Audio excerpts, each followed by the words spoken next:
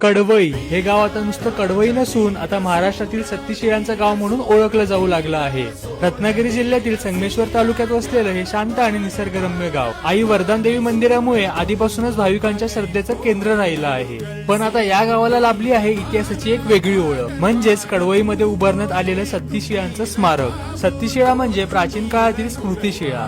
पतीच्या निधनानंतर सती गेलेल्या स्त्रियांच्या स्मरणार्थ उभारलेल्या या शिळा त्या काळातील समाज जीवन, श्रद्धा आणि परंपराचा इतिहास सांगतात। तसेच शिळांवरील कोरीव आकृत्या आणि चिन्ह आजही भूतकाळाची साक्ष देतात। आणि हा ऐतिहासिक ठेवा जतन करण्याचं महान कार्य श्री वरदानदेवी देवस्थान ट्रस्ट आणि दुर्गवीर प्रतिष्ठान यांच्या प्रयत्नांमुळे शक्य झालं आहे। या उपक्रमामुळे कडवई गावाचा इतिहास आज नव्या पिढीसमोर अभिमानाने उभा राहिला आहे। तसेच प्रत्येक शिळेमध्ये दडलाय एक इतिहास, एक परंपरा आणि काळाच्या प्रवाहात हरवलेल्या अनेक कथा।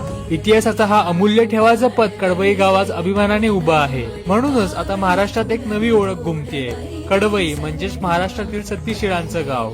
म्हणूनच तुम्ही कधी संगमेश्वर साईडला आलात तर कडवई गावाचं वरदानदेवीचं मंदिर आणि या सत्तीशिळा बघितल्याशिवाय जाऊ नका। आणि तुम्हाला जर हा व्लॉग आवडला असेल तर लाईक आणि फॉलो करा। धन्यवाद।